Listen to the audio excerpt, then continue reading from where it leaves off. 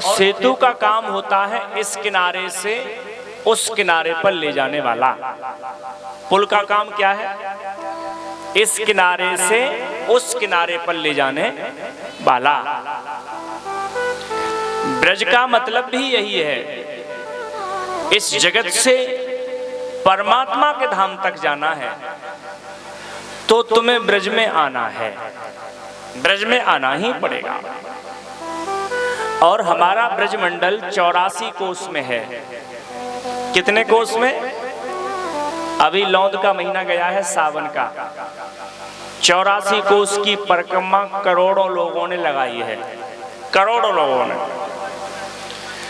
ब्रज 84 कोस में है, इसका मतलब यह है कि जो ब्रज 84 कोस की परिक्रमा लगा लेता है, भगवान कहते हैं उससे 84 लाख योनियों में फिर परिक्रमा लगानी नहीं पड़ती है, मुक्त हो जाता है।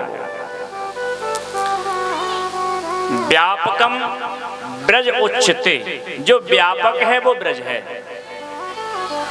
और देखो, व्यापक मिले हुए को नहीं कहते। अब हमारी व्यासपीठ की ओर देख लीजिएगा, देखना ये क्या है? ऐसे पुष्प, पुष्प है। अब देखिए, आप देखेंगे तब समझ में आएंगे हम क्यों दिखा रहे हैं, कोई तो खास बात है। अब आपसे परीक्षित जी पूछा जाए, इस पुष्प में आपको क्या क्या दिखाई दे रहा है वो बताओ, तो आप कहेंगे महाराज जी इसका आकार दिखाई दे रहा है। सबसे पहले कैसा है? इसका आकार दिखाई दे रहा है। दूसरे नंबर पर आपको क्या दिखाई दे रहा है? आप कहेंगे महाराज जी इसका कलर दिखाई दे रहा है। आकार और इसका रंग तुम सबको दिखाई दे रहा है। गौर से समझना, पढ़ने वाले बच्चे गौर से समझ रहे हैं। इसमें तीसरी चीज और है, तीसरी चीज और है। गौरव, इन बच्चों को शांत करते रहा करो। हाँ, इसमें परीक्षित जी तीसरी चीज और है, रंग आकार के अलावा इसमें तीसरी चीज और है, वो इसमें कहीं एक जगह दिखाई नहीं देगी, लेकिन आप कहेंगे इसमें तीसरी चीजें हम भी जानते हैं। हमारी नाक के पास उसे आने दो, हम बता देंगे। इसमें तीसरी चीज है सुगंधी। ठीक है ना? नाक के पास लाओ, सुगंधी है। इसमें चौथी चीज और है, नाक से सूंघ नहीं सकते, आंख से देख नहीं सकते, जीभ से उसको बता नहीं सकते। इसमें एक चीज और है और हम उसका नाम लेंगे, आपको 100% मानना ही पड़ेगा। अब हम उसका नाम ले रहे हैं, इसमें शहद है। शहद, इसमें क्या है? शहद है। पढ़ा लिखा व्यक्ति तो कम से कम मेरी बात नहीं काटेगा। अगर कोई व्यक्ति ये कह दे कि इस पुष्प में शहद नहीं है तो मधुमक्खी उसे खा जाएंगी। कहेंगे इसमें शहद नहीं है तो हम का आकाश में से लाती हैं। लेकिन वह शहद खाने से पता नहीं पड़ेगा, सूंघने से पता नहीं पड़ेगा, दिखाई देता नहीं है, लेकिन मधुमक्खी बनकर के देखोगे तो इसमें शहद दिखाई पड़ जाएगा। इसी तरह से परमात्मा जगत में व्यापक है। परमात्मा जगत में व्यापक है, लेकिन हम न उसको देख पा रहे हैं न उसको सूंघ पा रहे हैं। अब हमें कोई ऐसा व्यक्ति मिल जाए जो कह दे कि जगत में परमात्मा है, और अगर कोई हमारे पास आ जाए कि कहे कि आप क्या कहना चाहोगे, तो हम कहेंगे जगत में परमात्मा नहीं है, परमात्मा में जगत है। किसमें जगत है?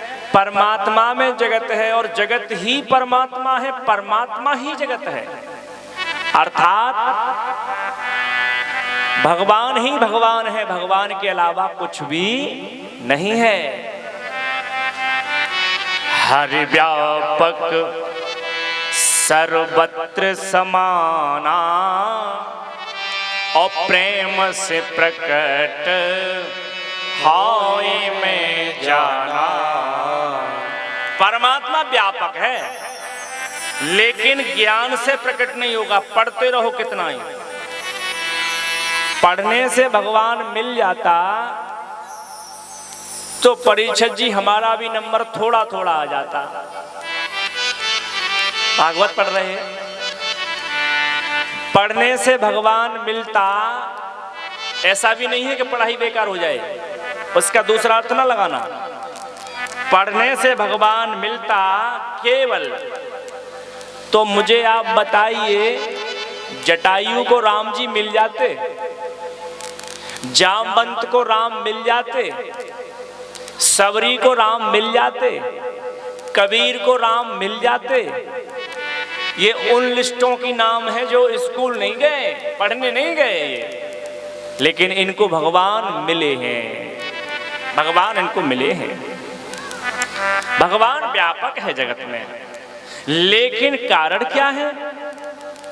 हमें केवल प्रपंच ही आता है, प्रपंच के अलावा कुछ आता ही नहीं है। हम परमात्मा को देख नहीं पा रहे हैं। भगवान श्री कृष्ण ने गोवर्धन पर्वत उठाया। गो माने इंद्रियों के लिए भी होता है, वर्धन माने बढ़ाने वाला, तो अर्थ गलत हो जाएगा। गो माने गाय का है प्रतीक, वर्धन माने बढ़ाने वाला। ठीक है, जो गौओं की सेवा करता है, भगवान कहते हैं उसको मैं अपने हाथ पे रख लेता हूं, उसको मैं अपने हाथ पर रख लेता हूं। और हाथ पे भी कौन से पे रखा? देवे हाथ की छोटी वाली उंगली पर। मानो भगवान दादागिरी दिखा रहे हैं, ये दिखाना चाहते हैं कि देखो हमारी ताकत कितनी है। अब आप ही बताओ श्रोताओं, किसी वस्तु को हथेली पे रखोगे तो बैलेंस आराम से बनेगा कि उंगली पे रखोगे तो बनेगा? बैलेंस बनाना हो तो हथेली पे आसानी से बनेगा। लेकिन भाई साहब को कौन समझाए? हथेली पे नहीं रखा, उंगली पे रखा। और उंगली में भी अंगूठा सबसे बड़ा ताकतवर होता है। अंगूठे में चारों उंगली के बराबर बल होता है, तो अंगूठे पे रखते, लेकिन भाई साहब ने इस पे भी नहीं रखा। सबसे छोटी बेचारी दुबकी हुई रहती है, उस पे रखा। भगवान से किसी ने पूछा, प्रभु क्या दिखाना चाहते हो? आप ये कहना चाहते हो मैं ताकतवर हूं? भगवान कहते हैं मैं भी हथेली पे रखने वाला था, लेकिन जिस पर्वत को मेरे बेटे ने हाथ पर रखा हो, तो बाप हाथ पर कैसे रखेगा? बाप उंगली पर रखेगा। जिस चीज को बेटे ने हथेली पर उठाया हो, उसको पिता हथेली पे कैसे उठाए? उसको फिर एक उंगली पर उठाएगा। हमने कहा तुम्हारा बेटा कौन है जिसने पर्वत को हथेली, ओ